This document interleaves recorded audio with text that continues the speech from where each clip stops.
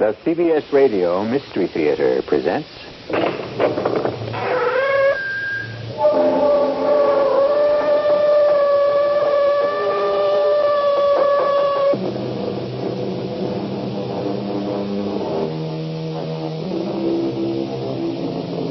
Come in.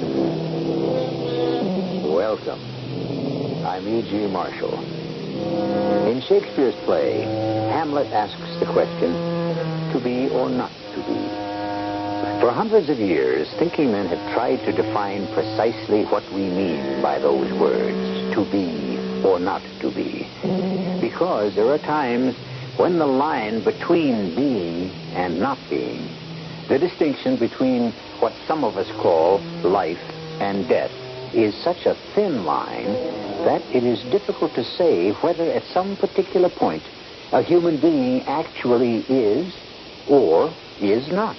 Why did you throw your life away, Jerry? I did no such thing. You were young, handsome, intelligent, a good father, a good husband. But no more. No more. Now you're a hero. A dead hero. No, I don't believe you, Marion. You don't want to believe me. Open your eyes. Wide. If you can. Now. Tell me what you see. Nothing. Everything's black. I see nothing. Then admit it, Jerry. Admit what? The simple fact that you are dead. The fact that you are buried. The fact that I am up here, your widow, kneeling now in sorrow at your grave.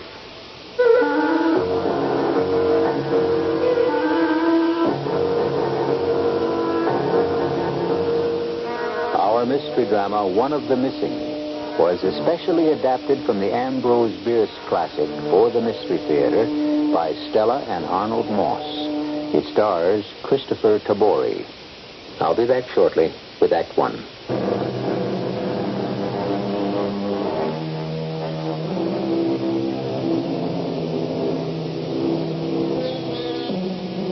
It's an insufferably hot day near the end of June. The year is 1864. The place, northern Georgia, in the shadow of an 1,800-foot elevation called Kennesaw Mountain. The Confederate Army has stopped here in retreat from the advancing troops of the Union General William Tecumseh Sherman. In his tent, a Union captain speaks. Private Searing? Sir. And you are Private Daniel Ransom? Yes, sir, I am. You know our position, Searing? Well, I'm not sure, sir. But there's been talk in the ranks that we're getting close to Atlanta. Not more than 20 miles. Yes, sir. You both know what the fall of Atlanta will mean to us. Ransom? I think I do, sir. It could mean the end of the war. We've been ordered to advance upon the enemy, leave him no quarter, no time to rest or to reassemble his troops. General McPherson is a cautious man. We know that, sir. He's not content to obey an order blindly without knowing exactly and specifically what's in front of him. He wants the most complete, the most detailed intelligence possible, and I've been ordered to get it. That's where you two soldiers come in. Yes, sir. We believe the enemy to be in a strong position. You are to pass our own picket lines, travel through the forest, get as near to the enemy's lines as you possibly can. And learn all that we can. Is that correct, sir? Exactly, Searing. One last word.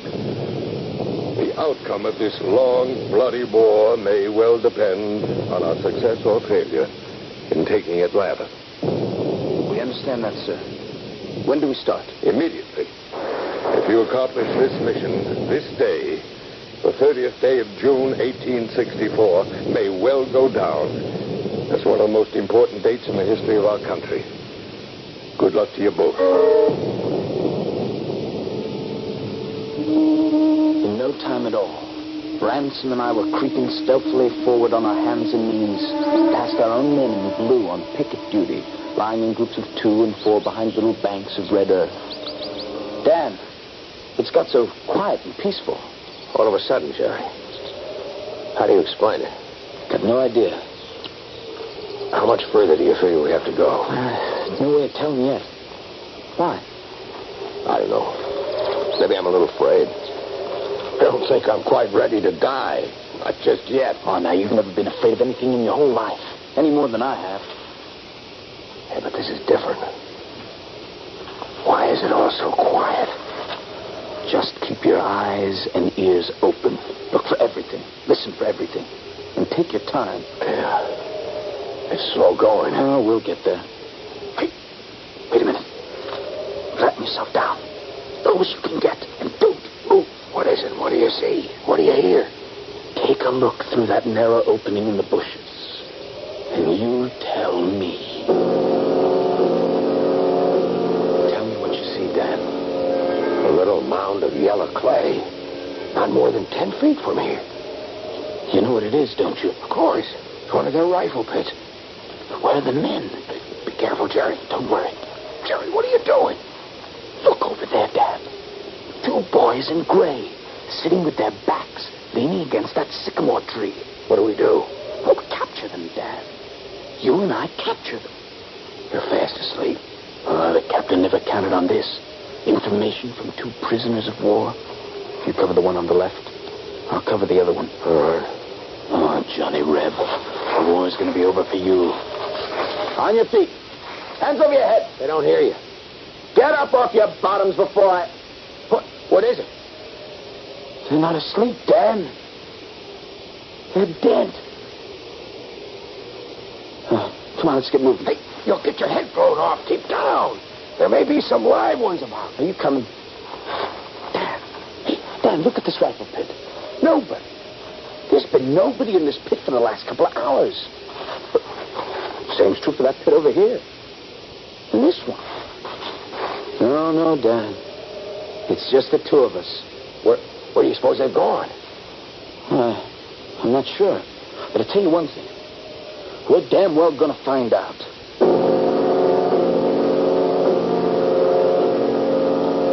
We pushed across the line of abandoned rifle pits, running from one cover to another in the open forest, looking into every conceivable hiding place to discover any possible stragglers. Not a soul. The enemy was gone.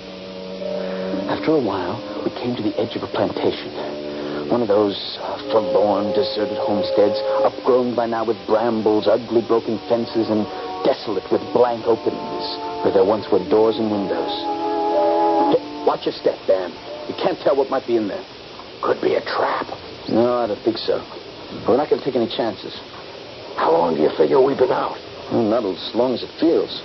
We can't have come too far. We're still alive. Dan, look over there. A little building? What is it? Or what was it? Looks like a single room sitting on top of 4 high posts. Yeah, about 10 feet off of the ground. What do you say we take a look? Be a fine place to get a good peek at the country from all angles. And maybe find out the direction they took when they withdrew. Keep your rifle steady, just in case. This little shack has certainly taken a beating. It's hardly more than a roof on stilts. Most of the flooring has fallen away. The joists, the planks, just rotten away.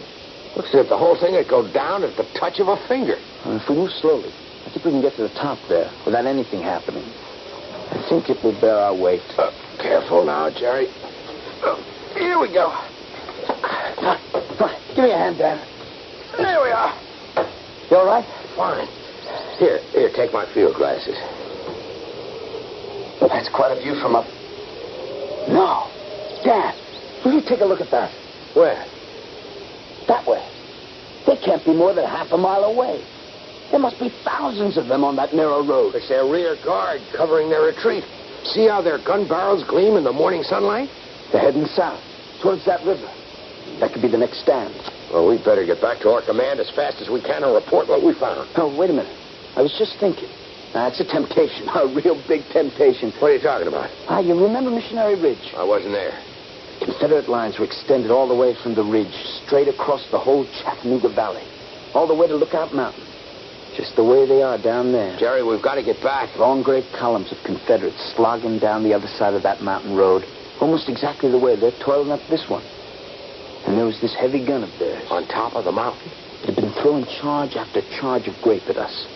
When we got to it, the cannon was still hot. Ammunition, right behind it. Jerry, that's all very well, but... I looked into that round, brazen ring of its muzzle, and I knew what I had to do.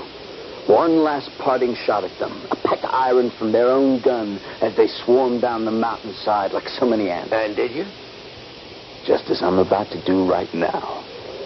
Oh, you should have seen them scatter. Doesn't the sight of those Rebs tempt you, Danny? To do what? All I have to do is take this beautiful Springfield rifle of mine, put it to my shoulder like this. Jerry, what are you doing? With this old globe sight and this hair trigger, all I have to do is take careful aim, press the trigger ever so gently. Ever so gently. Jerry, put that down. You'll have the whole enemy army down to the two of us. Easiest thing in the world to send an ounce and a quarter of lead hissing right through into them. Are you out of your mind, Jerry? Put that gun down. It's the business of a soldier to kill. Not now, Jerry. We've got to get back. It also becomes a soldier's habit to kill. What is the matter with you, Jerry? Just one little shot. Jerry, you have gone crazy. One little shot. Jerry, put down that gun. I won't miss. I just draw back the hammer like this. Jerry, don't do it. I set the trigger, aim into the sight carefully like this, and I bring my finger ever so slowly to the hair trigger and...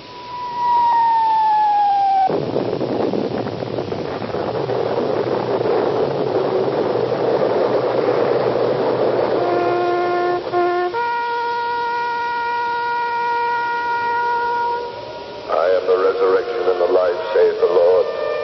He that believeth in me, though he were dead, yet shall he live. What's happened? I can't open my eyes. Whose voice is that? Sounds like my commanding officer. And whosoever liveth and believeth in me shall never die. I know that my Redeemer Those liveth. are the words of the burial service. Who are they burying? And though his body be destroyed, yet will I see God. That huge explosion. That's it. We brought An enemy shell must have hit the frame of the shed Ransom and I was standing on, just as I was about to pull the trigger of my rifle. The Lord gave and the Lord hath taken away. Blessed be the name of the Lord. May the Lord receive the soul of Jerome Searing. They're burying me. Amen. No. It can't be. No. It must not be.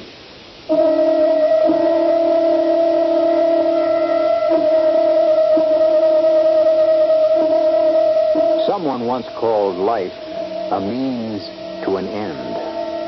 An end that sooner or later catches up with all of us. Someone else compared life to a cup of tea. The more deeply we drink of it, the more quickly we reach the dregs. For Private Jerome Searing, the question has become, is the cup still full? Is he still alive? Or by an accident of fate, has he been forced to drain the cup to the very bottom? I shall return shortly with Act 2.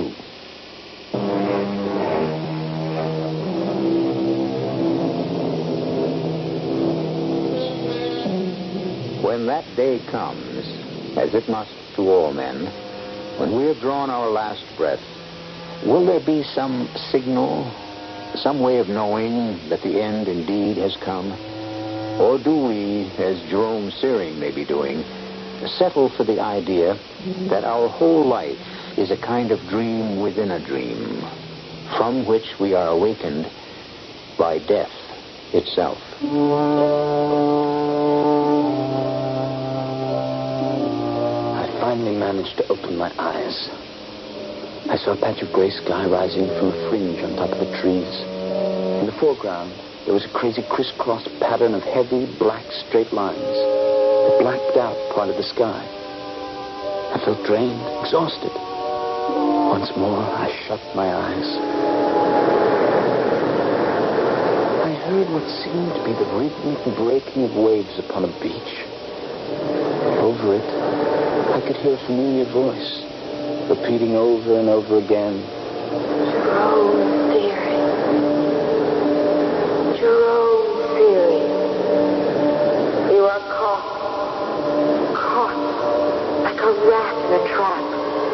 A rat in a trap. A rat in a trap. and then I heard something else. What's that? Who is that?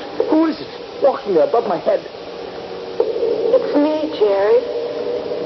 Marion. Your wife, Jerry. Why are you here? I came to mourn at your grave. My grave?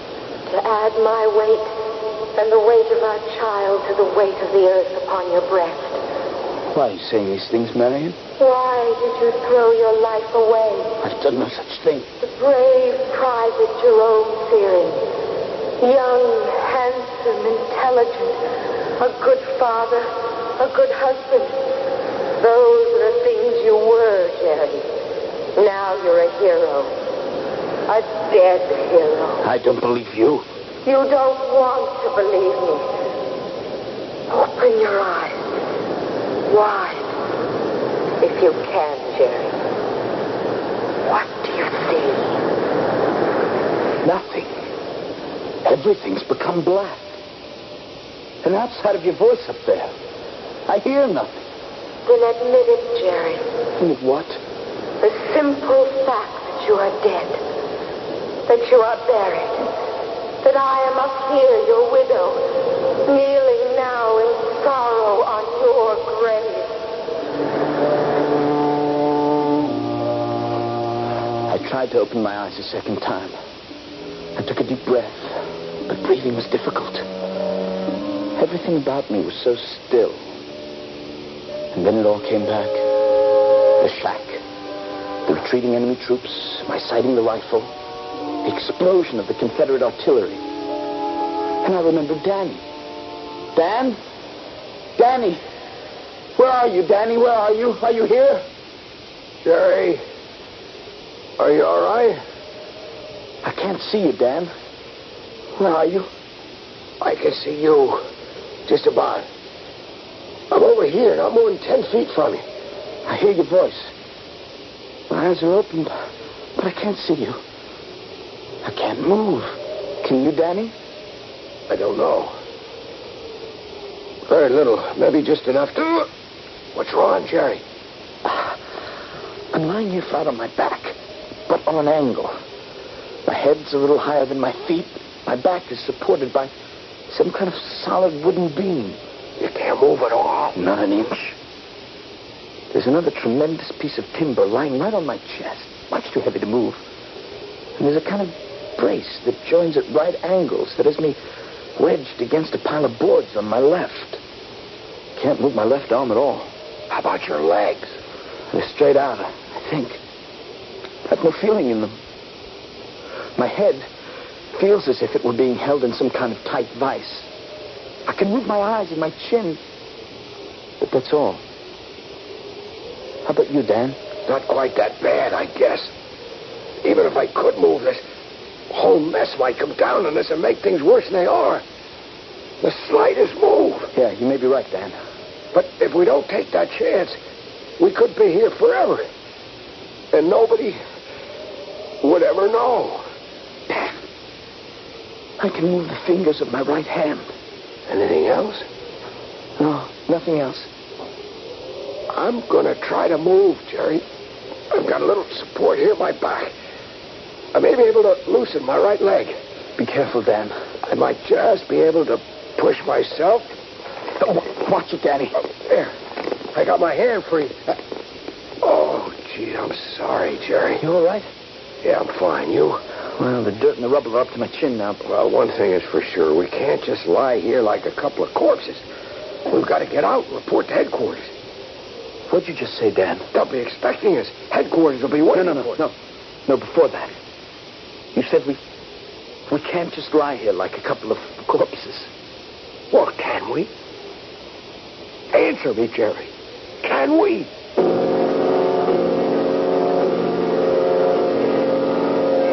As I tried to find an answer to Denny's question, once more I heard the voice of my wife, Marion. We were both standing at the mouth of Dead Man's Cave. It seemed like 1,000 years ago. Oh, we finally made it, Jerry. Dead Man's Cave. What a climb. I was sure once we made it past Ghost Rock, the rest would be easy. Now, as soon as we catch our breath, we'll have a look inside. And we're going to find out why they say it's haunted. Let's rest a little first. Oh, Jerry, darling. You know there's going to be a war. It looks that way. promise me one thing? If I can. Wait until your time comes. Don't volunteer. Let's have as much time together as we can before you feel you have to go. I can't promise that. Why not? Oh, please, Jerry. Because I've already volunteered yesterday. Oh, Jerry, you don't have the remotest idea of the meaning of the word fear, do you? Jerry! Those shots are coming from inside Dead Man's cave. Who's in there? Whoever you are, come out of there. I'm going in to see. Wait, Jerry. Look up at the mouth of the cave. What is that? A huge ring of black metal is forming a circle around the entrance. Let's get out of here. It's like looking into the muzzle of a giant rifle. Who are you in there? Answer me. You answer me. Private Jerome Searing, you are caught, like a rat in a trap, like a rat in a trap, trap.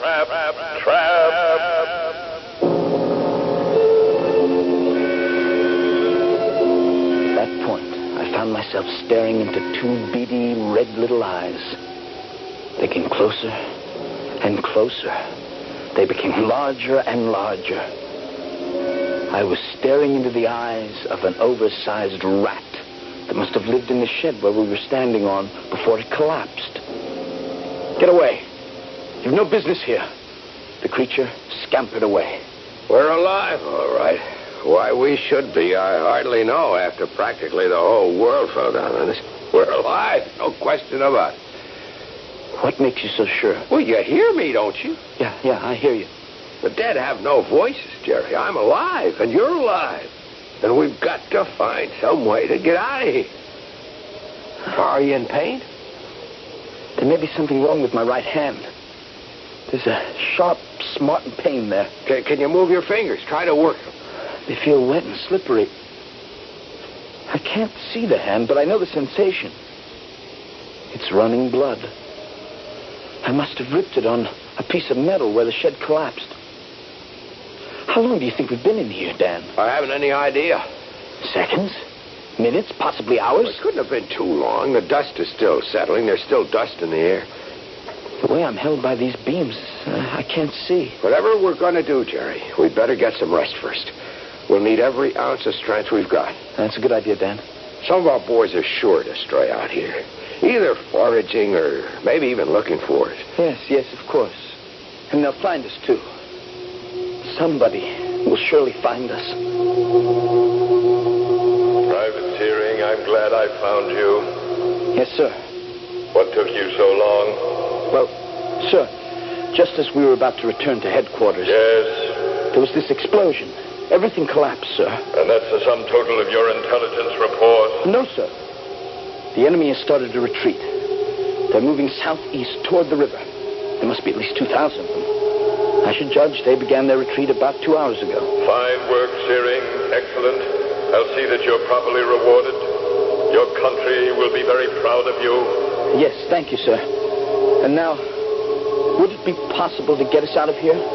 We can't stay here like this forever. You won't have to, Searing. Thank you, sir. Sooner or later, you'll be taken out. Sooner or later? There's nothing we can do at this moment, Private. Too many other things to do. Priorities. You mean you're going to let me stay here? Sorry, Private Searing, there's a war going on. Too many other things to do, too many other things. You leave me here, and I'm as good as dead. As good as dead. Dead. As good as dead. Jerry, wake up. Wake up. What's wrong? I must have been dreaming. How long was I asleep? No idea. I dozed off a bit, too. Oh, if I could only get this right hand free. Then I could try to get this piece of timber off my chest. Oh, but there's not a chance. Jerry, I think some of this junk has moved. It begins to look as though I might have the faintest chance of getting some of this stuff off of me. Can you move at all, Jerry? No, not as much as a hair. Except for the fingers of my right hand. Dan? Yeah? The strangest thing. I couldn't see it before, but now that the sun has risen, everything's a whole lot clearer. What are you talking about? There's something inches away from my forehead. Pointed right at it. What kind of thing? I'm not sure. It's something like a ring of black shining metal. Right in front of my eyes. How big can you see? It's so close, it's hard to tell. I think I know what it is, Danny. It's my rifle. What? It's the muzzle of my rifle. The barrel's being held in place by the debris and rubbish. The gun is still cocked, just as it was when I was about to fire it. The slightest movement, the slightest touch on the trigger will set it off. And it's aimed at the exact center of my forehead.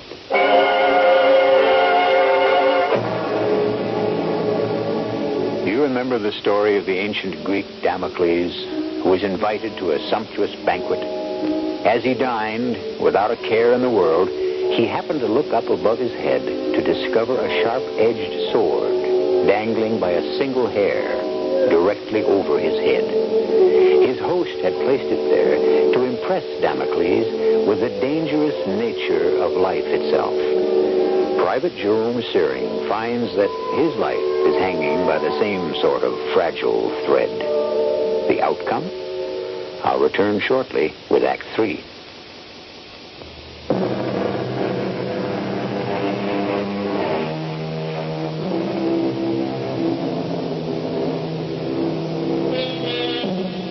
Ambrose Bierce, the author of One of the Missing, cynically defined man as an animal so lost in contemplation of what he thinks he is that he tends to overlook what he really ought to be. And among man's chief occupations, he added, is the extermination of other animals, his own species included. With his loaded rifle pointed at his head, unable to move, and having lost all sense of the passing of time, Private Jerome Searing's chief occupation is to find some way of preventing his accidental extermination by his own hand. Jerry? Jerry, are you awake? Yeah, I'm awake. You all right? The barrel of my rifle seems to be closer to my head than it was before. I can't breathe for fear of setting it off. I'm afraid to move. How's your hand? It's still losing blood.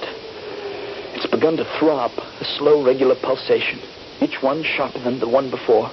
Now that we've rested a bit, we'll figure something out. Dan. What is it? That rat that was here before. It's come back again. It won't harm you, I'm sure. It's slowly making its way up the wooden stock of the rifle. Its eyes are looking straight into mine as it moves forward. Now it's sniffing around the hair trigger. Dan, what do I do? Just keep still. Don't move. If its nose or tail so much as touches the trigger, I'm not afraid to die, Dan. But not this way. Not like this. He was not afraid to live dangerously. He was not afraid to die. What was I hearing? Where was that voice coming from? Private Jerome Searing, cut off from his fellows by an accident of destiny, did not fear to yield to the ultimate act of courage that brought him to his fatal end. Those words made no sense. I was not dead.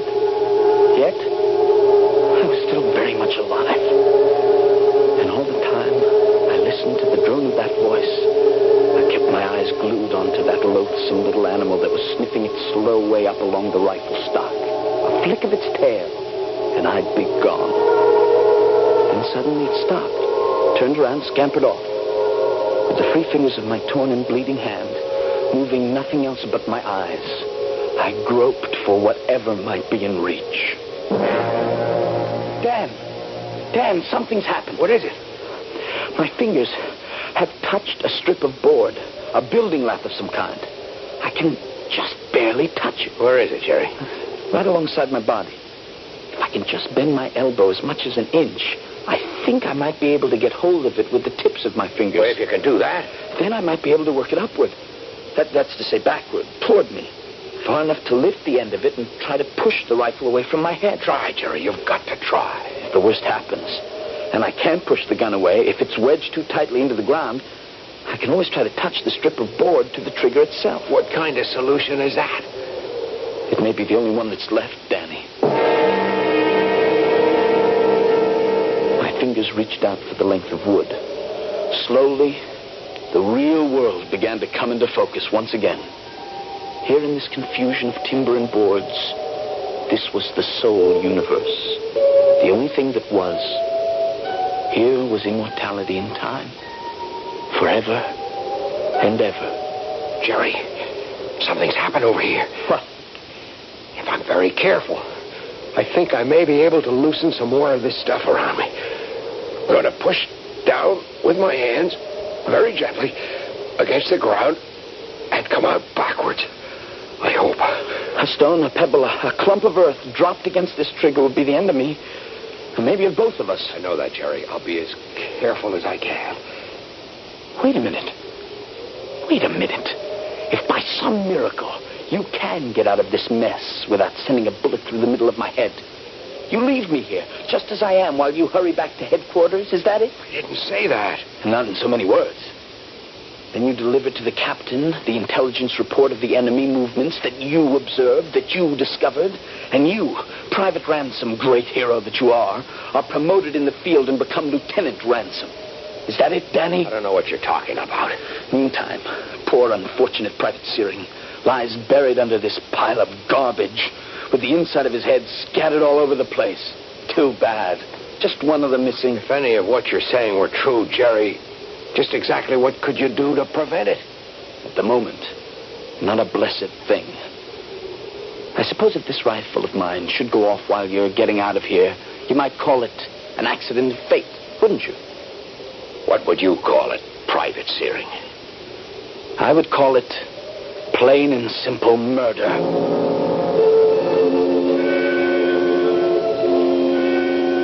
For a moment in time, there was nothing. I must have blacked out.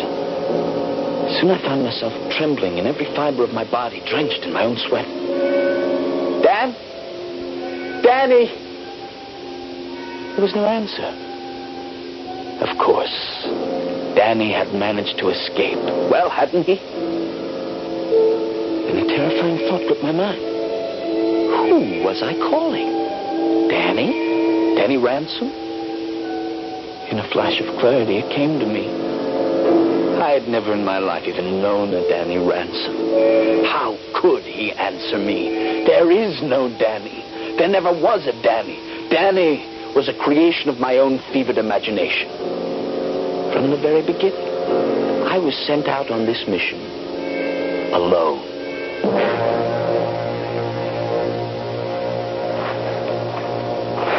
Detail, halt!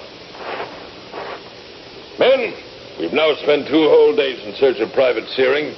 We've not been able to find a single trace of him. I'm here, Captain. Right here. Practically under your nose. Having done everything within our power to find him or his body with no success, I feel that we would be justified in calling off the search. You can't do that. I'll die if you leave me, and you're so close. We'll return to quarters. Forward! Hup! Dan! Danny! No. I'd forgotten. There's no Danny. But if he had never existed, at least Marion did. My wife was no invention. If I could only be with her, this whole nightmare would go away. Who are you? Marion, it's me, Jerry. I've come home from the war. You've changed so? I didn't recognize you. Is the war ended? For me, it is. Why have you come here? This is my home. You're my wife. Why have you come? Take me back, Marion. Let me come home. I cannot. Too many things have changed. You'll have to excuse me now. It's begun to rain. Don't leave me. I have so many things to do. Please don't try to stop me. I'm due somewhere. Somewhere very important. Where do you have to go? This bouquet of flowers. Very important. Goodbye, Jerome. I'm going to go with you, wherever it is. If you like, Jerome. If you like. Where are we, Marion? Don't you recognize the place? It's the old burial ground next to the church. Would you like to stand under my umbrella? The rain is coming down harder. No, I'm fine the way I am. In recognition of his devotion to his country, above and beyond the call of duty. What's he doing here? He's no reason to... Shh, quiet, Jerome. The captain is speaking. It is my honor and privilege on this solemn occasion to bestow upon his widow, Marion, his country's acknowledgement of its gratitude in the form of this Medal of Honor, awarded posthumously. Mrs. Searing, will you kindly step forward? Stop, Marion. Stop what you're doing. All of you. There's been a mistake. A huge mistake. I was alone again, buried in the rubble. Alone, except maybe for the rats. The fingers of my torn hand reach out for the strip of wood I had discovered.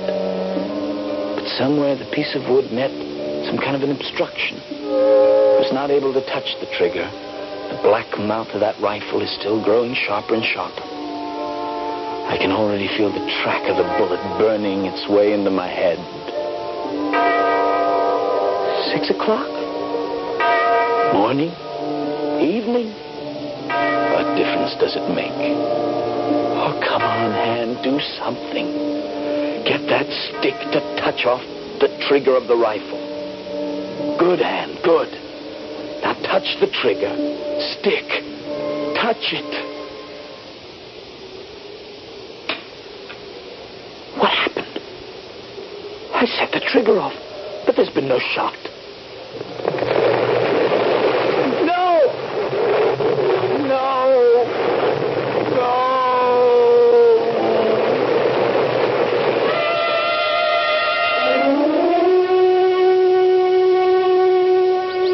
Sergeant? Sir? The squad ready? Yes, Captain. This will be our final attempt to locate Private Searing. Alive, if he's still alive, or dead. I understand, sir.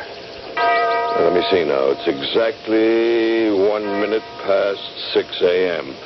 Note that, won't you, for the report? And the date is... 6th of July, Captain. 6th of July. I sent him out on the 30th. He's been gone a week. Well, the chances of finding him alive... Now, what was that? Look through your field glasses, Sergeant. Over in that direction. Now, what do you see? An old shack we've had under observation. The dust is still rising. Must have just collapsed. How was the noise we heard? We had no shots. No explosion of any kind. Seems to have fallen by itself. It's a complete wreck. That's interesting. Well, while we're looking for Searing, we might take a quick look at it.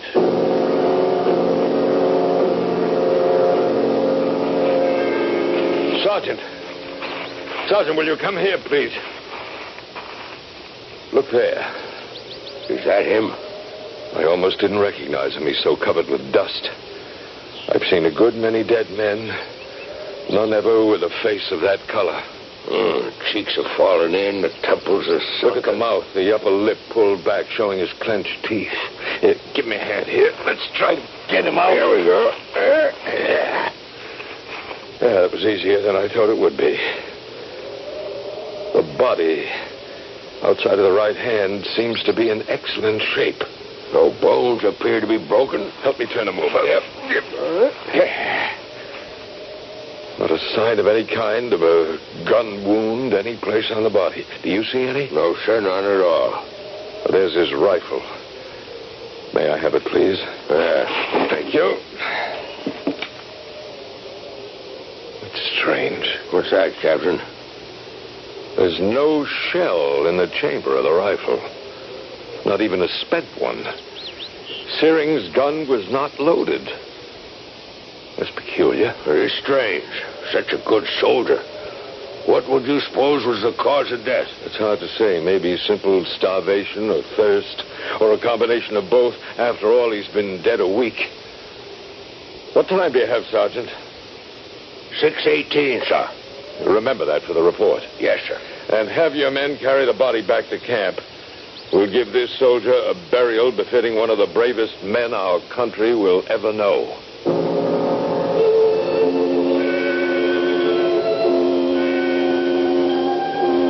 You were right, Captain. In my first excitement, good soldier that I was supposed to be, I did forget to load my rifle. I remember that now. So my fears as I lay there in the rubble with the gun pointed at my head were groundless. But you're wrong, Captain, about everything else. I have not been dead a week, Captain. I have been dead just a bare 18 minutes. You should have noticed that my body is still warm, and I did not die of starvation or of thirst. This brave soldier, this formidable warrior died as much as he did from anything else. Of fear.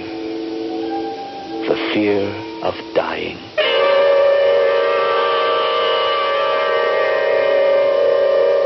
We know that the feeling of love and the feeling of hatred are very often confused.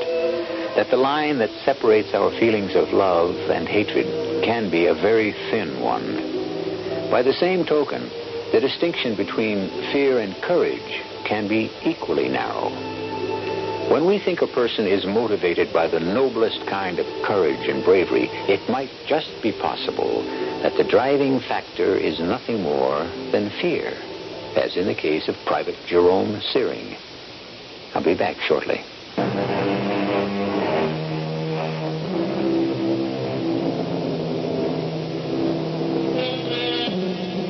An interesting footnote.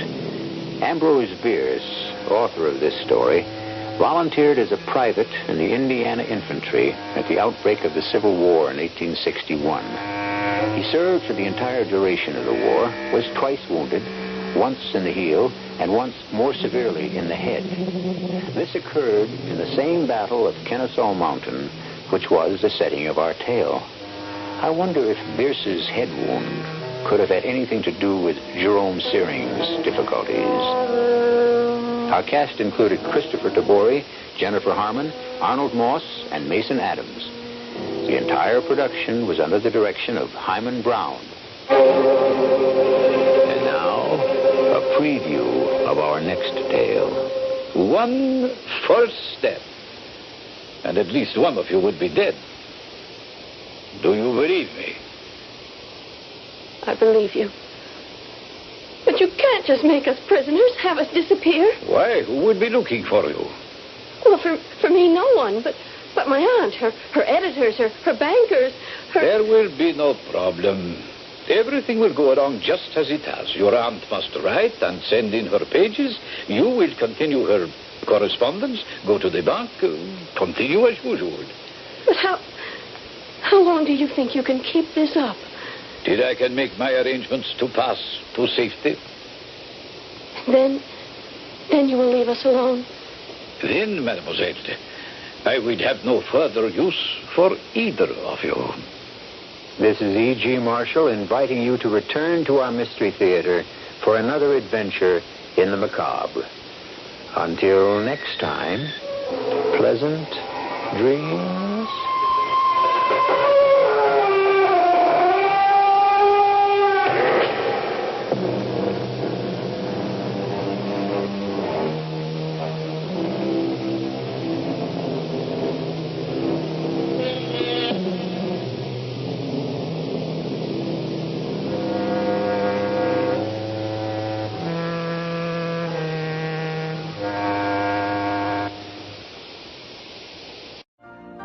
You've been listening to the OTR Gold Network. Find more classic radio at otrgold.com.